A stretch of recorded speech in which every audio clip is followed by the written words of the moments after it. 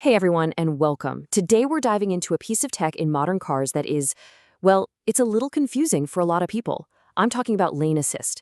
You know, that feature that can feel like your best friend on a long trip, but also kinda like a backseat driver who just grabbed the wheel? Yeah, that one. We're gonna break down what it's really doing so you can finally work with your car instead of feeling like you're fighting it. So let me ask you something. Have you ever been just cruising down the highway, minding your own business, and all of a sudden the steering wheel fights back? You feel that little nudge or that jerky correction that feels super pushy and just comes out of nowhere? If you're nodding your head right now, trust me, you are not alone. But what if I told you that whole feeling, that fight, is just a big misunderstanding of what your car is actually trying to do? Okay, so let's get right into it. We're going to start by busting the single biggest myth out there, the one that causes pretty much all of this confusion. We have to be super clear about what lane assist is not. And here it is, the big one. The idea that lane assist drives the car for you. This is the absolute core of the problem, right? That word assist makes us think autopilot. But I need to be really, really clear here. These systems are not, I repeat, not designed to take over the job of driving. This is not self-driving tech, not even close. And this is the crucial takeaway. Look, lane assist is fantastic for making those long highway drives a little less tiring, for sure. But it is absolutely not a hands-free system. Go ahead, try taking your hands off the wheel for more than a couple of seconds, and your car is going to start screaming at you. You'll get flashing lights, beeping. The message couldn't be clearer. You, the driver, have to stay in control. Always.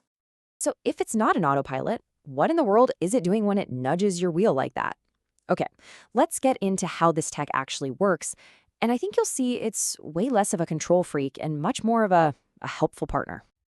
This slide really nails it, right? The expectation versus reality. We think we're getting an autonomous driver, something that's going to handle all the steering for us.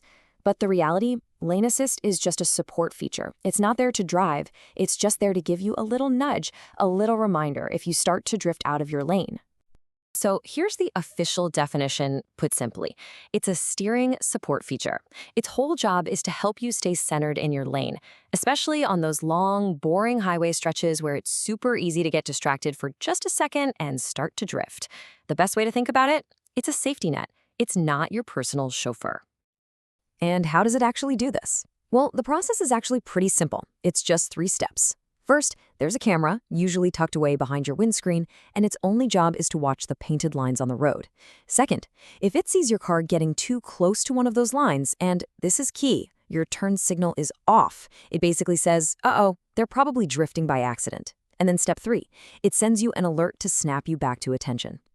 Now that alert can be a few different things. In some cars, it's pretty subtle, just a little warning light pops up on the dashboard, or maybe you feel a vibration in the steering wheel. But in other cars, it's more active. Remember that fight we talked about at the beginning? Yep, that's the system giving the wheel a physical nudge to guide you back to the center. But no matter what it does, the goal is exactly the same. Just get your attention so you can fix it. And just to make things a little more fun, and by fun I mean confusing, pretty much every car company has a different name for this tech. Toyota, they call it lane trace assist. Ford has their lane keeping system. Hyundai calls it lane following assist. Subaru has lane departure prevention. You get the idea. But here's the thing to remember. Underneath all that marketing jargon, it's all basically the same technology doing the same job. All right. So we know what it is and we know how it's supposed to work in a perfect world. But that brings us to the really big question, right? Why does it sometimes act so weird? Why does it get confused and feel so erratic? This is where all the frustration comes from, isn't it? The system just feels completely unpredictable. One minute it's fine, the next it's fighting you. But it's not random, I promise. There are very specific reasons why it acts up, and almost all of them boil down to one single thing. And that one thing is its eyes. It all comes down to what that little camera can see. Think about it. If the painted lines on the road are all faded, or maybe they disappear completely for a stretch, the camera is blind. It has nothing to follow. What if your windscreen is filthy right where the camera is? Again, it can't see. It also gets super confused by those temporary lines in construction zones, or when you have to make a sudden move to dodge a pothole or a cyclist. The system isn't trying to be difficult. It's just lost its guide. And this all leads us to the most important part of this entire conversation. Because once you understand this system's limits, You can take back control and actually make this tech work for you, turning it into the useful co-pilot it was meant to be. Seriously, if there is only one thing you take away from all this, let it be this. You are always in control. You can override this system at any time.